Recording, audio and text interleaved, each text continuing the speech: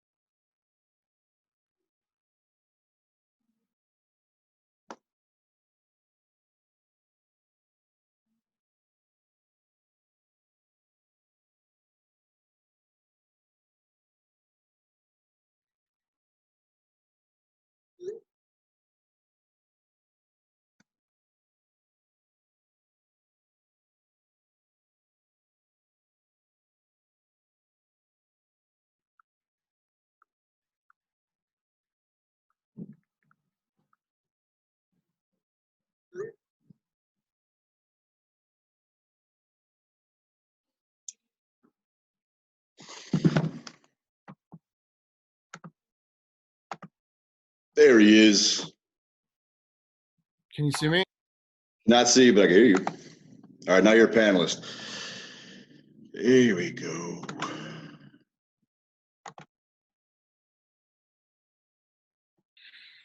Nice. Can't see you though, but it's all good. All right, let me. You got your hair all did and your beard up. Oh shit! Look at this guy. The best I can do. Hey man, it's all good. I'm not here to sweat it. All right, let me connect to Facebook real quick. Get this going. Fucking people bother me the shit out of me. Yeah, man. So just so you know, this is a live call. So at the end of the day, I'm recording it. We're going to talk some business. It's really for a lot of entrepreneurs too, to see just like what's happening. You know, real estate's one thing, but there's entrepreneurs out there that need some love. You know what I'm saying? Yeah, no, for sure. But it's a real raw approach, and that's the whole idea of this call. So let it sink up a minute. It's running, and then I'll swap back over. Once it's up, I'm actually going to exit out of Facebook so there's no back noise. Oh, good call. Let me do that too. We're actually, like I said, we're doing this through Zoom anyway, so.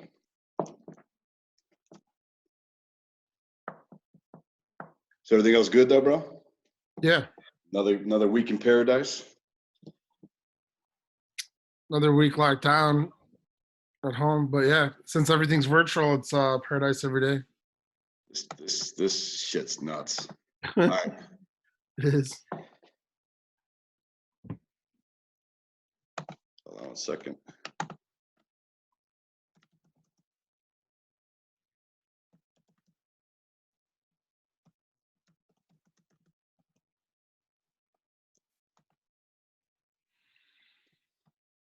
Man, we should be good.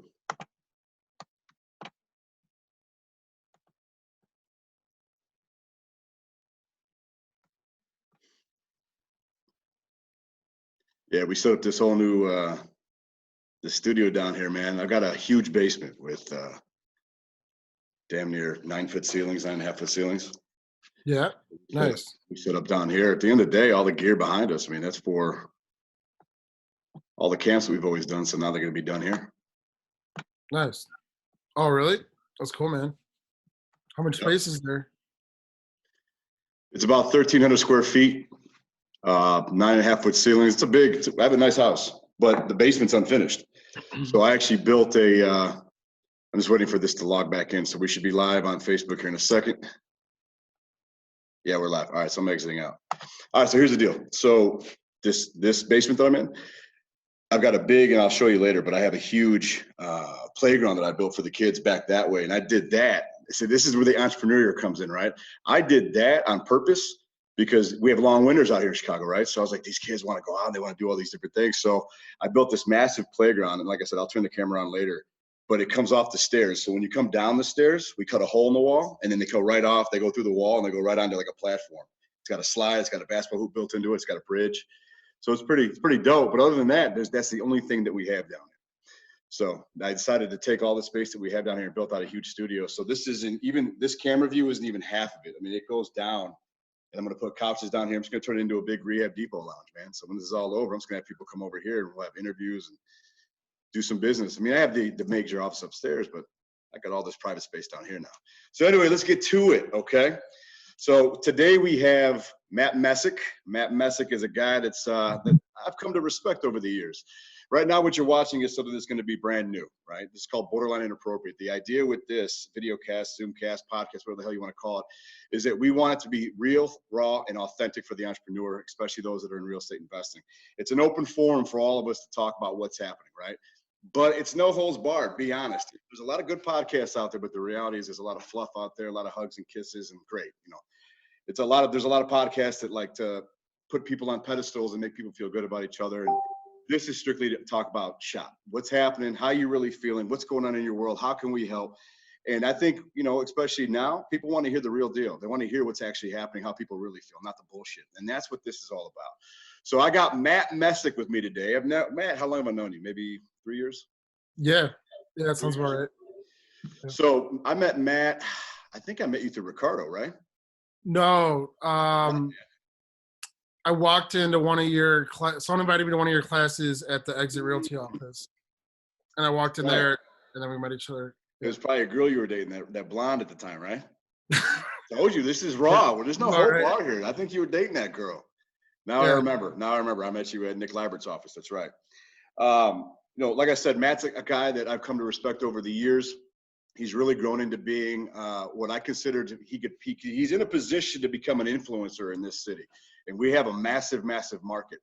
And another reason why I'm putting this together is because I'm kind of disappointed. And I think you might agree that there's not a lot of people that supposedly have influence in Chicago that have stepped up, right? Where are they at? Where are the leadership? Where's the people talking about how we can help, putting people together, networking, all that stuff? I'm not seeing it. Are you? No, maybe like a handful of people or less, but yeah, right. And a handful of people or less. How profound is that, considering our market? Yeah, it's at their largest market. Chicago's massive, dude. Yeah, that's it. A handful of people. So Matt, why don't you tell everybody who you are, what you're doing right now? What have you done, and what are you doing right now? Yeah. So my name's Matt Mesick. I've been in real estate investing for at least 7 years. The last 5 years full time. I've done probably like over 60 real estate transactions, investments. And I used to do a lot of, I've done wholesaling, rentals. I've done a lot of gut rehabs, second floor additions, like the Pop Tops on the northwest side of Chicago. Dude, that's Chicago. That's Chicago all day long, is cut the top off, right? I used to explain that to people all across the country. They're like, cut the top off. I'm like, that's what you do with a bungalow, man. You cut the top off and put a second story addition, and you blow that thing out the water. Continue. Yeah, so I was doing that. But, you know, those are long construction times, a lot of money, you know, it takes a while. And then, virus or not, I knew there's going to be like a recession this year. So I wanted to make an adjustment last year. What I've been doing over the last year is, I guess what most people would refer to as virtual wholesaling. We've kind of taken that to another level. So over the last 10 months, me and my partner and my team have bought 45 houses in 18 states. All signed unseen by. But that's virtually, right? Yeah, virtually. We're gonna touch upon that, man, because that's hot. I like what you're doing with that, because I think you're tapping into something that most people know about, don't know how to do it. And I'll be the first to admit, I actually did a call with Matt. Was it last week? Yeah, last week. And I asked Matt to school me, right? I asked him to school me on virtual wholesaling because I'm trying to put together a virtual rehabbing package. But the reality is I need to understand the front part to get to the back part. And Matt was kind enough to share the goods with me. So I'm not going to share the goods with everybody. I'll let Matt do that if he ever wants to. That's his business, but I appreciate that shit, man, because that's real. So I want you to connect back on those numbers. How many transactions have you done to date? How many transactions have you done virtually? And how many transactions do you have lined up right now? So in that business model, we've done 45 to date since last May. Okay. And what's the next question? Come on, man. You drinking already? I know they legalized marijuana, but damn, dude, already? No, so here's the deal. I want to know what you've done, which you said 45. I'm not talking about total transactions to date since you've been in the game. I know it's more than 45. Oh, probably closer to 70 then. That's awesome. Yeah. Okay, now 45 in about a year, right? Last year. And then in the last month, what have you lined up and what do you foresee you having over the next 90 days? And here's the idea. I don't give a shit about coronavirus. I don't even want to talk about the coronavirus. I want to talk about just the economy itself, not a virus. The economy and all those things. I want to talk about business, but that's what I'm saying is what do you see right now for the next 90 days in your business as a virtual guy? I see a lot of opportunity. Because, you know, a lot of people are they make decisions based on emotion. So, you know, people are staying out of the market right now, but the smart and savvy investors are going in because, you know, prices are going to drop or, you know, there's a lot less competition right now. And then definitely like for my buyer, so I'm not selling to consumer or retail. Like I'm buying at a discount and then selling to local investors, local flippers and landlords. Right. And the savvy ones are still buying. So my business hasn't slowed down. We have about 12 to 13 properties in inventory right now. Okay. And then we're scheduled to close on another like 3 or 4 over the next 30 days. And then we got a bunch lined up to put on the market next month.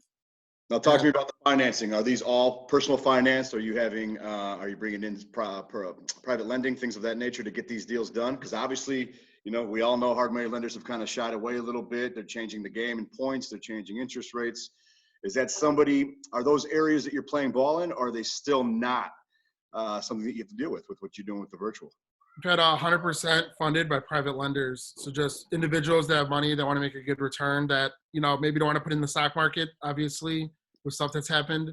But we did do our first 2 hard money loans a couple weeks ago just because it made sense. But yeah, so my like buy price is usually between like 50 and 100,000. And for hard money loans, a lot of them, their minimums are 100 and some of them, their minimums are 75. Right. So the rule of thumb is if it's over 100, I'll get a hard money loan.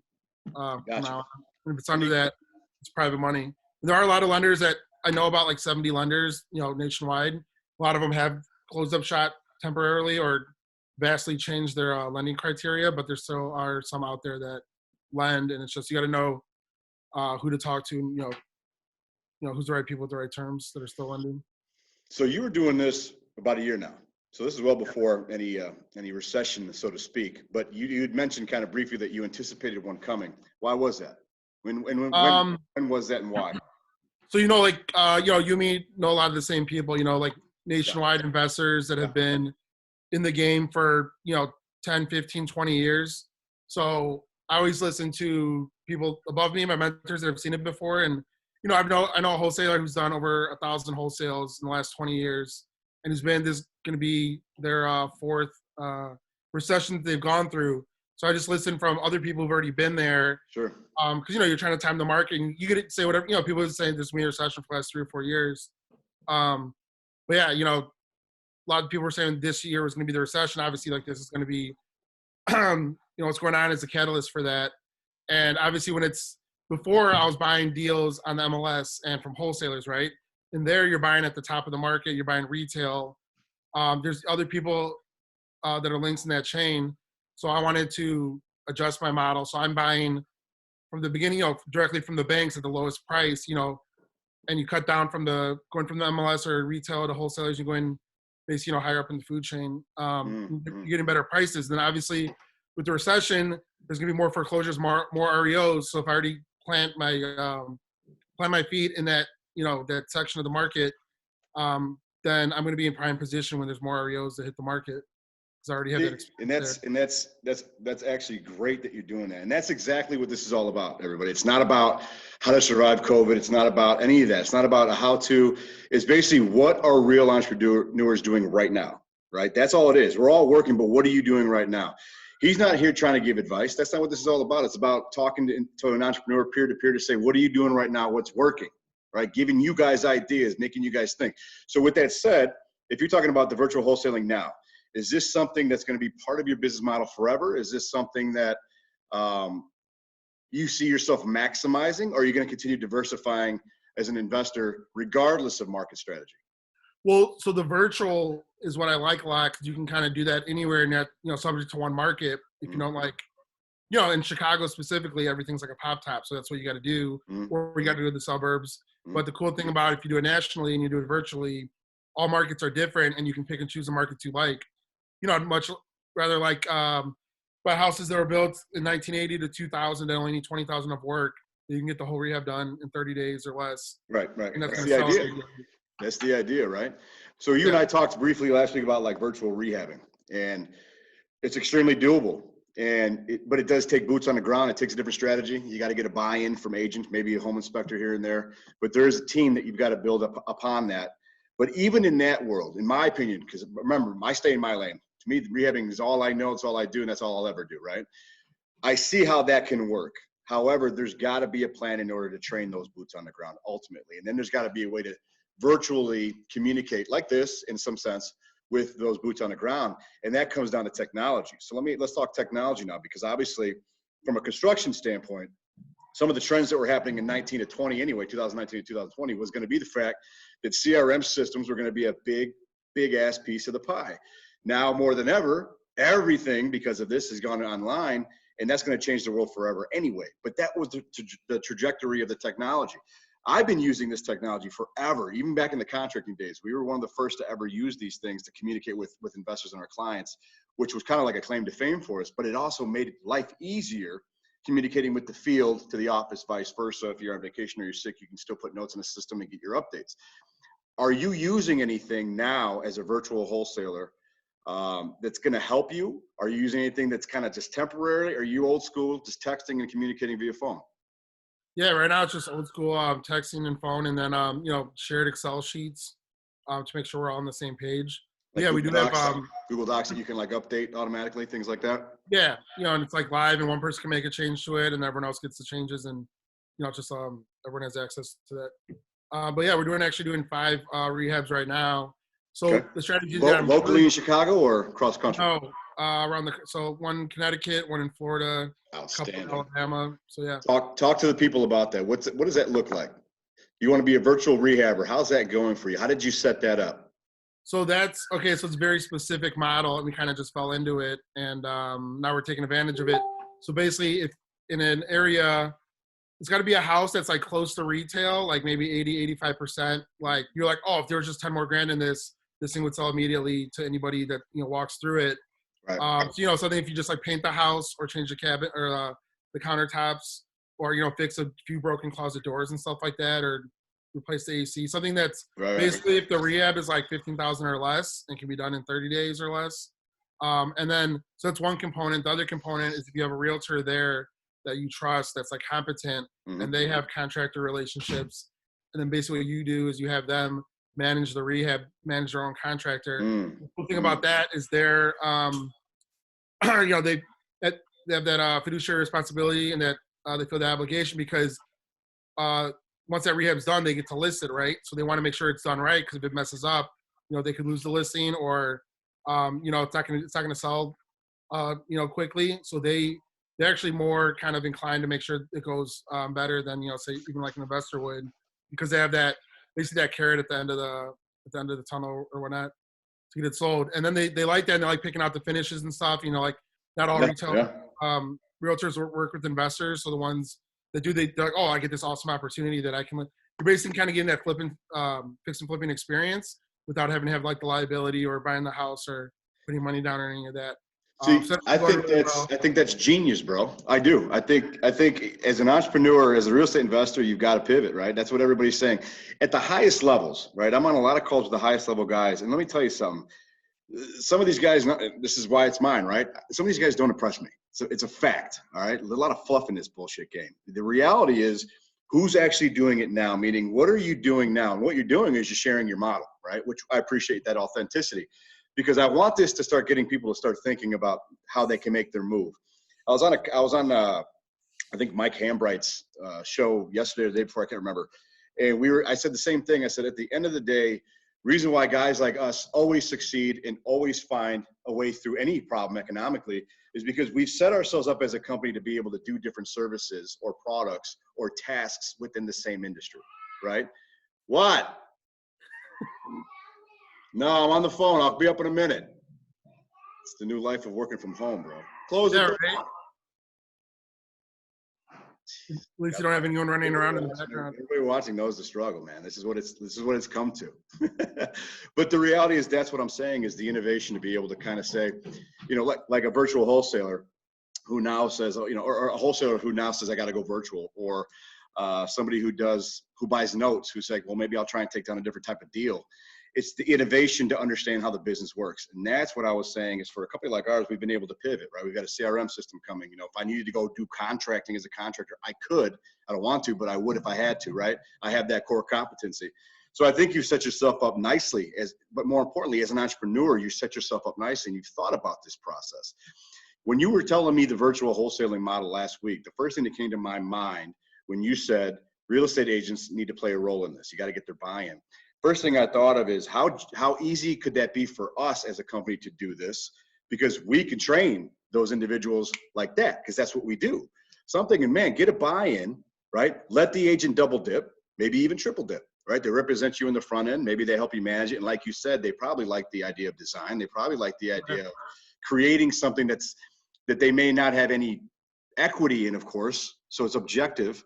But at the end of the day, what are they getting? They're going to get free education. They're going to learn how to do this thing. They're double dipping. They have money coming in now, right? So there's a way for them to make money in addition to being an agent. And at the same time, what they're learning is another skill. So when this is done, they can represent a whole different client base. Oh yeah, they can get investors from other places. They have this experience. They're getting paid to get this experience. Right. And that's pivoting. That's genius. Oh, yeah. I love this. We do pay a small management fee to manage a project. Yep. So they're basically getting paid to get experience, and then that opens up their clientele to all new people instead of just retail buyers. Are you giving them an incentive plan, or is it like a flat fee? It's a flat fee because since these are pretty small rehabs, it's just kind of like an extra, so they don't feel taken advantage of, or they're doing it for free. Of course. But they're getting that on top of their listing commission. It's awesome. And then you're finding when we started. Yeah, it's going well. So before, because we needed some boots on the ground, right? So when we started, we're like, okay, let's call people off Craigslist and have them go buy the property, right? So, we didn't do that too long because that didn't make sense, because we upgraded to, okay, let's look at the comps and see what listing agents were in the area that sold the best houses, and then call them, but maybe they don't want the listing or they're not the right person. And then we're just like, actually now I'm just posting on Facebook Live and basically going through referrals in that area, and that's been going pretty well. But yeah, let's talk about that then. Let's talk about that lead gen, right? How is that working for you? Is it all social media? What are you using right now? What's making your world tick? Because a lot of people probably are struggling when it comes to lead generation. I did a post this morning about the whole idea of risk sharing, right? The proposition of just talking to your counterpart, talking to your client, talking to your customer base, and saying, listen, we're both sharing a risk here, so I want to be transparent, right? I have to lower my prices on maybe courses or consulting to stay in business. So I want you to understand my risk, but I'm willing to help you by maybe prolonging and deferring some of your payments, or decreasing those payments or draws monthly. You see where I'm going? It's the idea of sharing the risk. I think a lot of entrepreneurs, if they haven't already, I'm not saying everybody, but if they haven't already, this is their fucking opportunity now to sit there and go, hey, listen, we're all in this together. How do we make it work so that we're still surviving, right? And then what have you done when you've created that environment? You've created a client or customer for life, because you survived something together openly and honestly and transparent. That's business 101. Making sure your customer knows you're there 100% for them and you're going to work it out. And that value must still continue to be there. What's your opinion on that? So were you talking about lead gen for realtors or for deals? Both. Okay. Yes. Stand on both. Yeah. So for realtors, it's like reach out to anybody local that's there, or now I'm just taking referrals for people in that area. For deals, this is actually what I want to touch on, is that most wholesalers, anyone who wants to be an investor, wholesale is the smallest barrier to entry. That's where everyone starts. Mm-hmm. And then, everyone knows the adage of okay, go out, put up road signs, do direct mail, go talk to homeowners and try to get deals under contract, right? So that's a lot of work on the front end, and they say, oh yeah, wholesale is free, there's no liability. You got to put in a lot of money and time to kind of do lead gen. And then what you're doing is you're talking to homeowners that are based on emotion, that want certain prices and stuff. Right. And it's a lot of spinning your wheels. And by the time you have to stay with it long enough to master it, to be able to get a deal to make money off of it. Otherwise you're, and a lot of people, they just do that and they never do a deal, and then they kind of quit because it's too much work.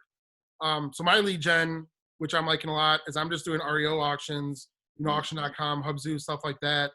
And, just so the biggest thing is kind of the analysis. Like you're looking at, if you know how to comp properties correctly, you can do it on Redfin, Zillow, and other sites. And then I just have a specific criteria, depending on, you can see pictures of how much rehab it might need. But usually if you're buying at 40% or less of like ARV, that's kind of where the sweet spot is. And you just throwing in offers. And then with banks and auction houses, it's like direct. It's like, here's my offer, you accept it or not. And then you're done. And then you're not, talking to homeowners, going out, doing all that. But then when you're done with that, then the second half is easy to sell to a cash buyer. If you have a good deal, it'll sell on its own.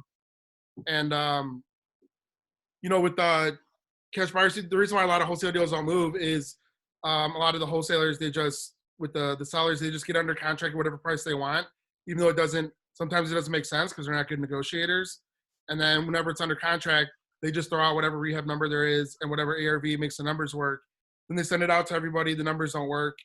And then they waste a lot of people's time and everyone get told no by everybody. And then they go back to the seller and they just say, oh, I can't, sell the property, didn't work out. And then those homeowners who had making plans to either move out or, plans with the money that they're going to get are left in the dust. And that was kind of a big reason why they actually legalized wholesale in Illinois, because they kept happening.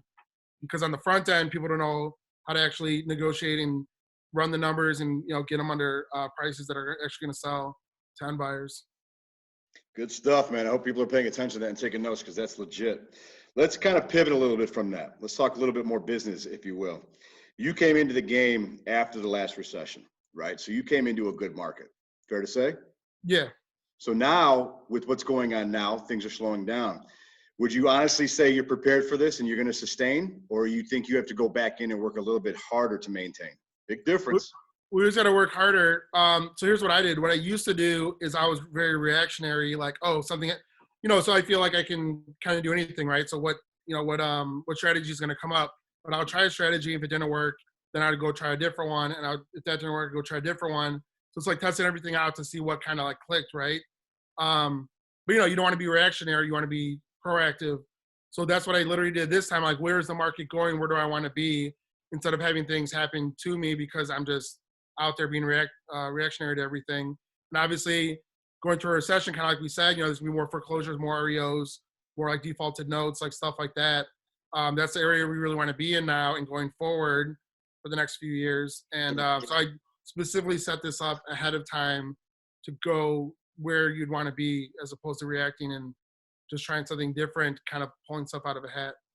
But yeah, with all that said, are you comfortable though? Are you sustained now without worry, because you found yourself a pocket that you can continue to basically expose? Well, I never worry, but this is sustainable for like the next 5 years. Gotcha. And especially, there's not a lot of competition doing this, and especially like virtually. Like if you just kind of say what you do, it's really hard to actually do that in real life. Like I've kind of got it mastered now where it comes like easy, because it's just rinse and repeat. Like if you do it once and you're successful and you have that proof of concept, it's just do it over and over and over again, and it becomes easier every time you do it. Well, let me ask you this then, on that. Let me ask you, because this is a good point. You said it's sustainable for you because you're good at it, right? Yeah. For a wholesaler who has never done virtual, for a wholesaler might just be fucking terrible at what they do in general. My point is, what core competencies or what skill set does that individual need to have to even attempt virtual wholesale? Is it an option, and if so, how? That's a really hard question to ask. So if it's somebody who has like no experience, like doing virtual wholesale, I take that back. If they have no experience, virtual wholesale is going to be a pain in the ass for them. I almost wouldn't even try it. It's too hard. The reason I was good at it is I had 5 years of experience in other sectors of the industry. Sure. So I can just, apply that experience to something new and then kind of hit the ground running. So if someone experienced wants to change to virtual wholesaling, it's pretty easy. You just got to really focus on your analysis and then focus on building relationships in the markets that you're gonna be in. Those are the top two things. It's always about team members. So you got to make sure you pick the right people that are both competent and trustworthy.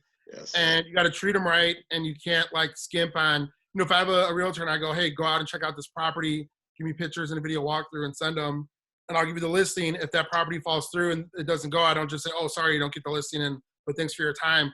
I'll still send them $50, $100, however much time they took to do that. Because then what happens is when another deal comes up in that area, I can call them and they go, oh, that last deal didn't work out. but they didn't feel that they got taken advantage of. They still got paid and they provided value. And now the next time I have someone to go to directly that I already built that trust with because, I didn't leave them hanging. But that's called, brother, you know what that's called? Leverage. Yeah. Creating leverage within a relationship. There's nothing wrong with that. That's exactly what it is. That's perfect. You're creating leverage so that you can depend on those individuals. Let's talk more about that. Let's go that route. With the leverage ideology, the team that you have in place, is it all organic, or are these individuals that you kind of went through the game with over the last 3 years? It's all organic, to be honest. So it's just finding people who want to win, who are hungry, who are competent, who are trustworthy. And, obviously we're going to be in a bunch.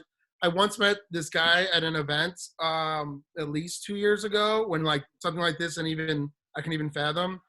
And at the time I thought I was hot shit because I was doing like 15 flips at a time, like locally. I remember when you thought you were hot shit. I just smiled at you. Yeah. And then, but here's the deal. I've always thought I was hot shit because I was hot shit, but I could prove it because the numbers don't lie. I saw your numbers increasing. What I was hoping was what didn't happen to you, thank God.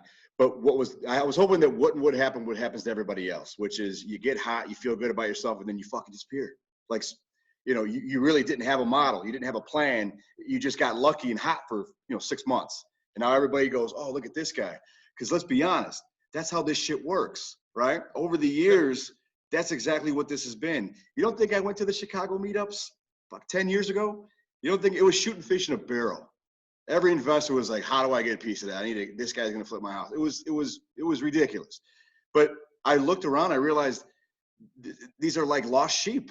They were all misguided, listening to the same information. Remember, you and I talked about this years ago, and I said, I was on your podcast years ago. Yeah. And I said, listen, you have to outgrow your core group at some point. Your meetups, get over those. I mean, they're good if you're new, but when you hit a certain level, then when you become the smartest guy in the room, you got to keep going to the next level. Oh, yeah. Yeah. Play around, make a name for yourself, do your thing, then go to the next level. And then, that's the idea. And that's why when I saw you and I saw you were putting up some numbers, I wanted sustainability. For guys like me who have longevity in the game, who have the numbers, I want to see you, right? Keep it going, right? Keep going with that, because anybody can have a hot fucking year. How long can you do it? How many years can you do it? And you're going to get all this behind your back. You're going to get the PR issues. You're going to get people saying, don't work with this guy because of that guy. Those are the guys losing. But I was proud to see, that's why you're here on mine, right? You're on my show now because you've sustained, you've grown. And that's what I was hoping when I first met you, because I told you, I said, you're a young me, man. You're a young me. The only thing at that time that you needed was to put in that brain of yours, which I think you've done, to keep in mind that, listen, this is a game of sharks. At the end of the day, not everybody's your friend. And you can't consistently have the same core group of friends in the game, chasing the same deals and remain friends, right? This is competition. So that's why I said that, because I was really proud to see that you were growing. And I think you have a lot more to go, bro. I think you're doing a good job. Keep rising through the levels. And honestly, do it with reckless abandon. Don't feel bad about anybody. Everybody has a ladder they can climb. They climb at their own pace. Thanks, man. I appreciate that a lot.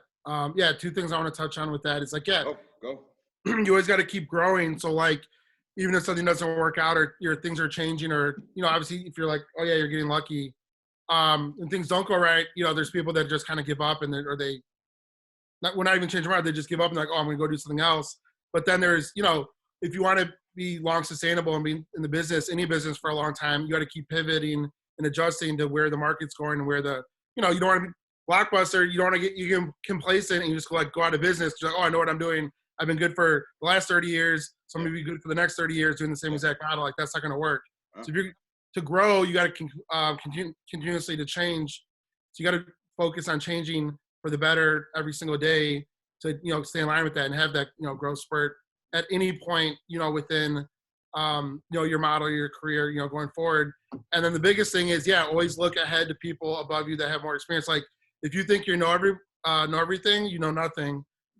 If there's people above you that know more, you want to keep, because what happens is I'm still signing up for programs and people are like, oh, don't you already know this? Like, you have your own program that you teach us. And I'm like, yeah, I've done like 70 deals, but this guy's done 500. I'm like, you think I can't learn something from him? Smart. So I'm still going, like, I'm never going to, unless you're at the very, very top. And then even then you can learn from people below you from stuff that they're going. So the cool thing that I'm doing now, before just in Chicago, I'm just learning on stuff that's here and deals, you kind of see what happens with different deals, and then maybe you eventually learn everything. But now I'm doing stuff virtually or nationally around the country. There's stuff that pops up that I've never even heard of, like having a well or septic tank or having these like title issues. Sure. And now I'm doing high volume deals. There's things that come up every day that like we've never gone through before, and I've never gone through before. And it's okay, how do we handle this? Like, do you like freak out about it? Do you worry about it? Do you like, oh, I don't do this deal? It's like, no, well, let's to mitigate risk. Well, let's figure out like what is the issue? What's it going to cost? Does the deal still make sense? Can we ask for a price reduction? There's like a bunch of different, but just going through that, then you know when that thing comes up again, you know exactly what to do, because you're like, oh, I did this last time and it worked, so I have no problem buying this. Or the last time, I tried it, but I did this thing, that option didn't work, so let me try it again, doing this other choice, and then it will work. And then instead of just saying, I'm never gonna do this again, you figured that out and you make your mistakes, and that's how you learn.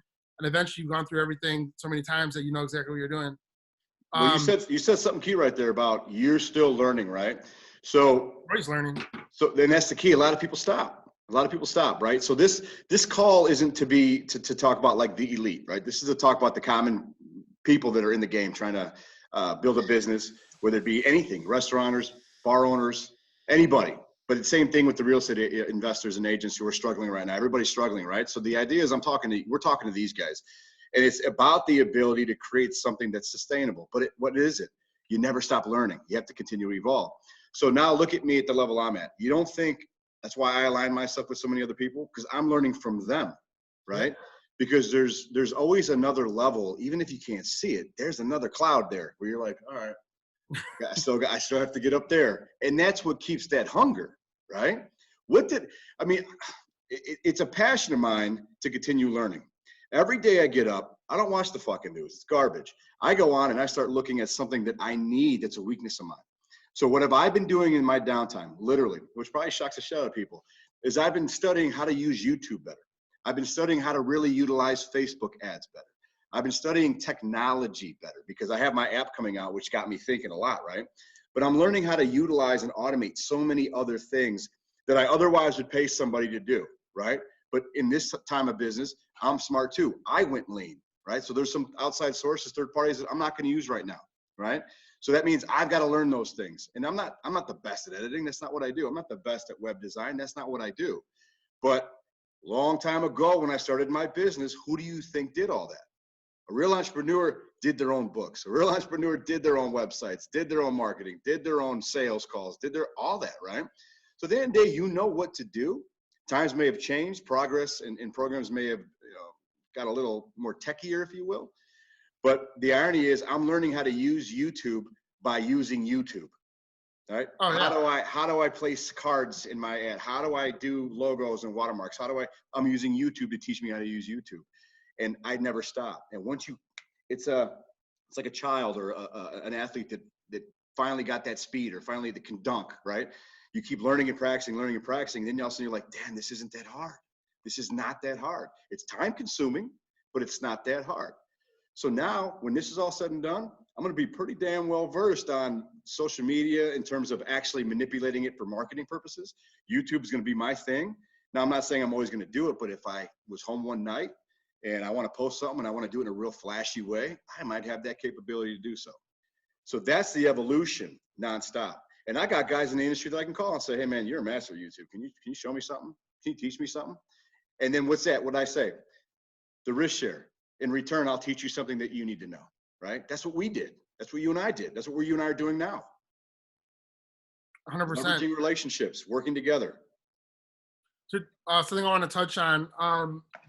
So yeah, the biggest thing is like, trial and error, right? So you want to do something, go and do it first, learn if you can do it, how you can do it, how you cannot do it. But the part where you really grow that I learned is like, you can't do everything yourself. That's how you start. And then kind of once you learn that and you figure that out, delegate it to somebody else. And that's how you continue to grow, because you can't do this on your own. You definitely can't do, virtually on your own, because you need boots on the ground in those areas. Right. So that story I was saying where I met this guy, it was, I'd done 15 flips at the time, or he said he was doing 800 deals at once in 8 markets. And I couldn't even fathom that. So I just go, oh, nice. Right. I was like, I don't know what else to say, but to do something like that, you need a huge team. So with that, like, this is a whole business, right? So what happens is people start, they want to be solopreneurs, they want to do everything themselves and never like include anybody else or get bigger. But like every business that you know of, there's, hundreds of employees, thousands of employees, and, partners and managers and staff members. So to actually really grow, that's what you need to do. So, in every market, you got to figure out what you need. Like, yeah, you need a realtor, you need a contractor, you need maybe like a runner, like boots on the ground. And then by markets, I mean, like, there's whatever, 15 to 25 like metro markets, the big one, but then there's like secondary markets, tertiary markets. And then, you have other areas that, are more rural as well. So with that, that's side of it. But then even what you're saying, like, okay, you learn all this stuff yourself, but then, yeah, you want to hire a social media person to do that. I'm sure you didn't develop the app yourself. You hired, developers to do it. And everything you do, everyone wants to keep it all for themselves and they don't like trust other people. But the more that you open up and you bring other people on, you kind of share the wealth. That's kind of when because right now we have, we just hired 2 more guys. We're at 11 team members. So we have 4 VAs, virtual assistants in the Philippines that I've trained to analyze properties. And then, I send them thousands of leads every week. And then they analyze them all and narrow them down to like a couple hundred. And then I go through those myself. And then we have 7 disposition guys around the country, actually in multiple countries now that, source these cash buyers and, share our deals with them to, find them so that we could sell them. And, so you can't do this all on your own. Can't do anything on your own. As you want to grow and get bigger, you always got to, because how big is your team now with everything that you're doing? Everything I've gone down to is now me. I have a partner. I actually have a business partner for the first time ever just because of the app. And his name is Matt. He's another Matt. He spearheaded the whole development of it. I don't have the time, the luxury, or the know-how to do something like that. So I partnered with him because the app is a separate company. It's REIPN. It's a whole separate company. So I got TRD. I've got to always manage that and make sure we're there. But now with the app, I could have a partner focusing on that all the time. I literally had to teach him the entire game over a year so that he can make this talk to that computer-wise, right? So it was a very challenging, long year and a half. It was an amazing lesson for me to learn really what it takes. I have a huge respect now for developers. I mean, I would think like, can't you just do that? And he's like, no, dude, that's like 8 hours of work just to do that piece. And I'm like, oh my God. And it's a lot of money, right? I'm talking like $150,000, a lot of money to put into these things, right? So that's why it's money well spent. The timing couldn't be better. It's a rehab project management app that's specific for investors who rehab, but at the end of the day, it's actually an internal communication tool for all companies. So it's something that's coming in at the right time. We have a lot of features. We're actually gonna have a live demo on the 20th. I'll announce that later. But yeah, I mean, I had to learn all that and delegate that. That's not something I'm spending 24/7 on, right? My partner will, not me, right? Sure. So that's the idea of how that works. I went lean because there's a lot of things I don't need anymore, right? We do physical boot camps. Can't do that anymore, right? So I brought them here. So I set it up here. What do I need? A videography team. I still got my boy Steve Cabin out there, right? He'll come out and film everything I need when I need it. So I still have my team, if you will, all around. My web designer, my boy Marco just had a baby boy. Congratulations. But my point is, I still got my team everywhere. I'm just not intimately involved with them every single day, pretty much like I was before, because right now it doesn't allow for that. So do I still have my team? Yes, but we're all virtual, if that makes more sense. Well, that's the biggest thing with going on now is that, probably for the next 60, 90 days in the last, month, everyone's learning they have to utilize virtual right now out of necessity, but I'm really looking, kind of want to see what happens after that, just, with corporate companies and whatnot, that are they going to start utilizing virtual more because now they were forced to actually experience it, and it's opening up a lot of people's eyes what kind of, world we live in where you can actually do that now and work from home and do everything remotely. And, I'm wondering how the response to that's going to be, and how's that's going to change things in the future once everyone does get back to work. I think permanently this virtual life changes everything. I think it changes the way money is going to be transferred. I think it's going to change business, of course. I think it's going to change schooling. I think it's going to change a lot of things because the options are very, very real. Making huge industry changes, that's why people don't really do them. They cost billions of dollars and a lot of time. Right now, everybody's forced into nothing but time. So now it's like, well, let's try this. Well, let's try that. Well, let's try this. Well, let's try that. Let's order this. Let's play on this. Everything's gonna start taking off, man. I mean, literally, it's all about the innovation in the way that you present your product or service. And all the companies are now doing that. I probably see more online academy courses for school homeschooling than I've ever seen in my life. Why? Because the time is now. You have to, right? So I'm like, genius. If you have an online academy, this is when you market it. The other thing is like with us, I mean, we had $1,500 a seat boot camp. I can't charge that. The reality is now we're down to damn near, I did it so it's easy, $49.99. Come to boot camp online, 6-hour day. That's it. Why? Because you're at home. There's no point. And it's a business strategy, right? And I'm very transparent about my business. $50 to come to a boot camp that you absolutely need. I have no competition in the industry, so I don't have to compete against anybody on price, right? So there's no marking up the margins like every other industry. So at the end of the day, I can capture thousands of people to log in, right, at $50 versus what everybody else is trying to charge for their online courses for wholesaling or for investing. I'm like, dude, got to lower those prices. I mean, at the end of the day, capture everybody. Everybody's at home. And this is where that innovation in entrepreneurship comes in, is think logically, right?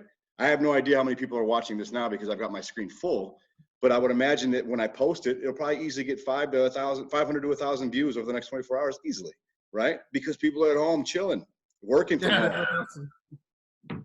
But no, that's the biggest thing. Is like you make adjustments so you can still utilize the market and run your business. You don't just say, "Oh, this happened, so now I can't do anything," and then give up. Like that's what makes the biggest difference from being successful to not being successful. Is that you keep changing with the times, whatever life throws at you. You go on to the next thing that makes sense, that continues your business. Preparation is the key. You must always be prepared for this. And that's why a lot of guys are going to become millionaires and billionaires out of this. This is what happens, man. This is what happens. When I went through the other recession, dude, it was gangbusters. I mean, we did probably literally easily 400 or 500 flips as contractors from like 09 to 13. All I did was team up with the hedge funds. I said, okay, cool. You have all the inventory. Let's roll, right? They're getting it from the asset management companies. And they were just, I mean, yes, we could bid them, but the reality was they were just offering sheets the same way they receive sheets of properties from asset management companies, right? They were giving away sheets saying, can you handle these three? And the reason why it made sense as a contractor, and this is where a lot of investors can learn from the hedge funds, is because their numbers were solid. The hedge fund numbers shifted the economy in terms of construction pricing, because that's all there was. So contractors got used to being paid under retail.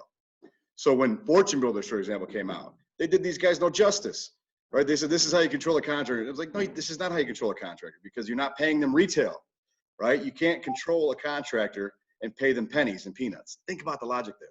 But years ago, I couldn't say that when I was contracting. I would try to explain it, but guys were like, nope, that's not what I was taught. And I'm like, all right, fair enough, I get it.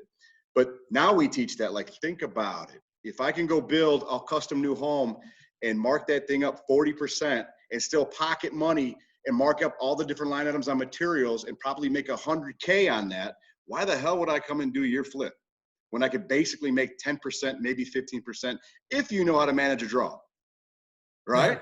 That's the risk in this game. That's a fact. And that's why we do what we do. But you got to think about those market shifts. That hedge fund game is real. And I would imagine people are going to foreclose, right? It's a matter of when. You know, there's a lot of bank leniency, mortgages being deferred, things like that. But eventually, you know, people are out of work. They're still not going to be able to pay it when they have to start paying again. So will there be foreclosures tomorrow? Probably not, but not like then. But will there be at the end of the year? Well, I'm sure there'll be plenty in the fourth quarter. So that's where I say, keep watching numbers, keep watching margins. I think you've got a great model. So let's close this thing off, dude, because I appreciate you sharing the virtual thing. I want to ask you one last question. Be honest. What is one thing you're seeing happening in our market? You and I share Chicago. What's happening in Chicago right now that's bothering you? What's from a business standpoint? What are you not liking? What is it?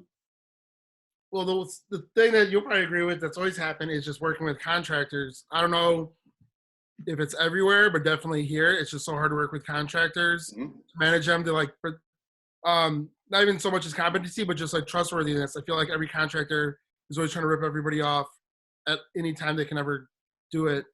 And that's just been the biggest thing, which is why I don't want to do, giant construction projects anymore, and especially in Chicago. And then obviously with the, the city and the permits, inspections and all that, makes everything take forever. It's so much money that you're pumping into deals like that. That's the one thing about Chicago and because of the inventory, everything's like 1890 to 1920. So you can't buy like a house, 3-bedroom ranch for like, built in 1970, do a Yep. small rehab and flip it. Yep. You have to go to the suburbs for that. 60% of Chicago inventory is, 2 to 4 units, and everything's old where you got to redo all the mechanicals and everything. So it's like they're all necessary guts, and that's just kind of where, this market is at. No, I couldn't agree. I mean, obviously, I love contracting to do what I do because of that. The reality is, there's a lot to be said about that. It goes both ways, right? I've said this to you personally many times. There's the A contractor, C contractor. You're dealing with C. That's problem number one. Problem number two is if you build a new custom home, right? It takes about 22 to 25 subs. Well, when you go do a full gut rehab, what do you think you're doing? You're touching 22 to 25 trades, and you're asking a crew of 3 or 4 to get it done. It's not fucking logic. It's not logical, right? So any investor right now that's still taking down big deals in rehabs last year or planning on doing it again next year, and there will be plenty of opportunity. Of course, you're going to do it. Really think about what you're getting into, because it's a bigger deal than just what meets the eye. There's a lot of technicalities back here that are facts, right? The fact that you're trying to pay a guy that is A, underqualified, and B, he doesn't even know his own markup, right? I've never met a GC that can explain to me his markup.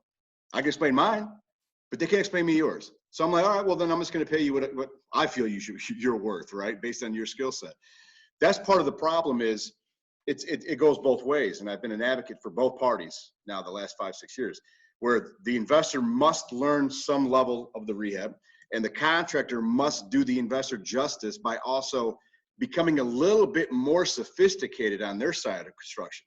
Because there's a lot of contractors that just aren't sophisticated at all. And that's you're already doing this, right? So I totally left like you. I totally left the big build outs. I'm done with that shit. We made our name doing that for years. And you know what?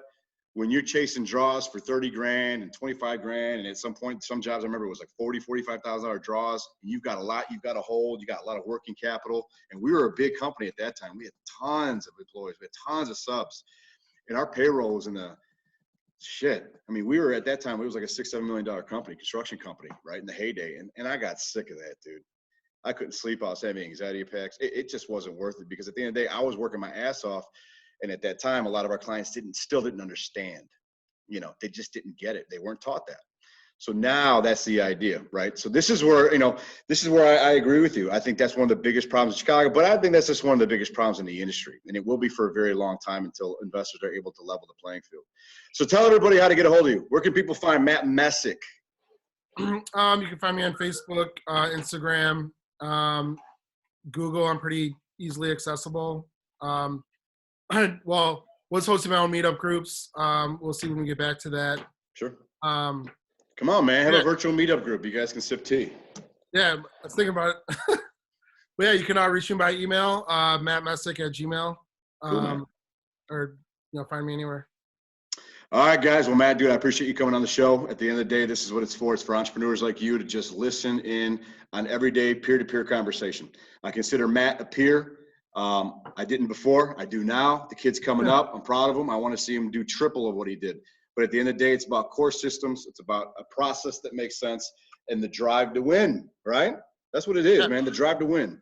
So thank you, guys. I'll have this set up and recorded here in the next few minutes, and I'll publish that. I'll give you a copy if you'd like, my man. Great. Yeah, that'd be awesome. Thank you very much. Reach out to Matt, man, if you're locally here in Chicago, because he's been around the game a little bit, probably more than you.